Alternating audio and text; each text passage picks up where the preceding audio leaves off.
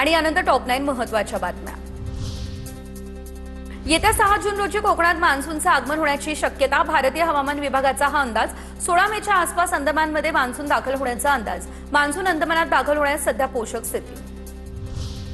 Monsoon 48 तासात अंदमानात दाखल होण्याचा अंदाज। मान्सूनच्या आगमनासाठी अंदमान समुद्रात पोषक वातावरण। मान्सूनचं आगमन वेळेपूर्वी होण्याची चिन्ह। वर्षानुवर्ष चालणाऱ्या महसूल सुनावण्यांना आता लागणार ब्रेक। तर अर्धन्यायिक प्रकरण हाताळण्यासाठी सर्व नियमावली जाहीर। सुनावणींमध्ये पारदर्शकता नाही, त्यामुळे मोठे बदल। आता लिखित कारण असेल तर एकदाच सुनावणी रद्द करता येणार। तर रद्द केलेली सुनावणी पुढील 1 ते 2 आठवड्यांमध्ये घेणं बंधनकारक। महसूल मंत्री चंद्रशेखर बावनकुळे यांच्याकडून सुनावणी प्रक्रियेमध्ये हे मोठे बदल। जळगावच्या सराफा बाजारामध्ये सोन्याच्या दरात 2,500 तर चांदीच्या दरात तब्बल 20,000ची घसरण। सोनं जीएसटीसह 1,62,225 रुपये, चांदीसाठी 2,73,980 रुपये मोजावे लागतील। पुण्यातील खासगी रुग्णालयामध्ये बॉम्ब सदृश्य वस्तू ठेवल्याप्रकरणी आरोपी अटकेत। सफाई कर्मचाऱ्याच्या सतर्कतेमुळे अनर्थ टळला। पुरुषांच्या टॉयलेटमध्ये हा टाइम बॉम्ब ठेवण्यात आलेला। मुंबईच्या पायदुरीमधील मृत्यू प्रकरणामध्ये जेजे रुग्णालयाचा अहवाल। डोकाडिया कुटुंबाचा मृत्यू पॉयझनमुळेच झाल्याचं स्पष्ट। पोटात गेलेल्या झिंक फॉस्फेटमुळे फॉस्फिन गॅस तयार झाला आणि त्यामुळे मृत्यू झाला असल्याची माहिती। कापसावरील 11% आयात शुल्क तात्काळ हटवावे। तामिळनाडूचे मुख्यमंत्री विजय यांचं पंतप्रधानांना हे आवाहन। कापूस आणि सुताच्या किमतीला वाढीव, वस्त्रोद्योग आणि तयार कपड्यांच्या उद्योगाला फटका बसत असल्याकडे वेधलं लक्ष। रायगडच्या पेणमधील खारपाडा टोल नाक्याला ठाकरेंच्या शिवसेनेचा विरोध। रायगडकरांना संपूर्ण टोलमाफी देण्याची जिल्हा संपर्क प्रमुख प्रसाद भोईर यांची ही मागणी।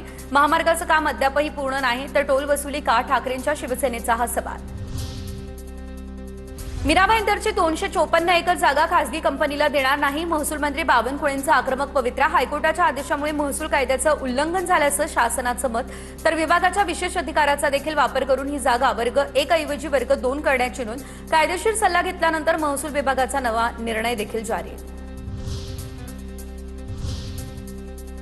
सध्या आपण पाहतोय देशभरात इंधन आणि नोटांचा तुटवडा निर्माण झालेला आहे। काय परिस्थिती आहे बघूयात।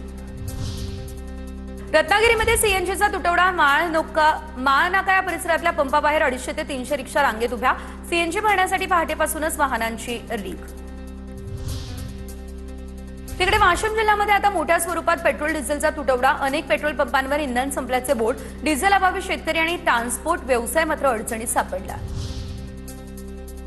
नागपूरमध्ये सीएनजी गॅस भरण्यासाठी वाहनांच्या लांबच लांब रांगा। तर एका गाडीमध्ये इंधन भरण्यासाठी वाहन चालकांना 2.5 ते 3 तास रांगेत उभं राहण्याची वेळ। गेल्या काही दिवसांपासून सीएनजीसाठी वाहन चालकांच्या रांगा।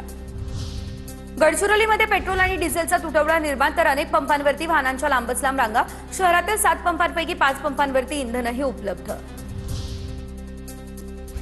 500 रुपयांच्या नोटांच्या तुटवड्यादरम्यान डिजिटल करन्सी वाढवण्याची बँकांची आता परिपत्रक। कर्मचाऱ्यांना वैयक्तिक व्यवहारांसाठी डिजिटल करन्सी वापरण्याचे सक्तीचे अंतर्गत आदेश।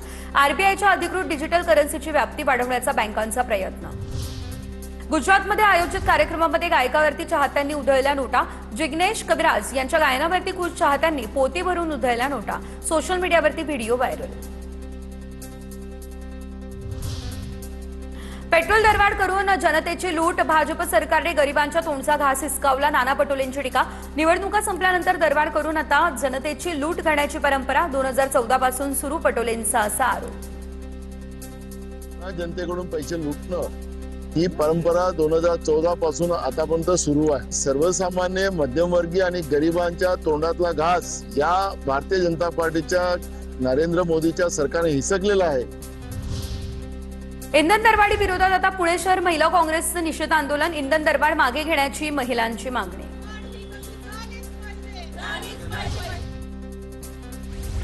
मोदींच्या आवाहनानंतर नागपूरकरांची सोनं चांदी खरेदीकडे पाठ। ज्यांच्या घरी लग्न कार्य त्याच लोकांकडून सोन्याची खरेदी। जवळपास 20 ते 25% ग्राहक कमी। व्यापाऱ्यांची ही माहिती।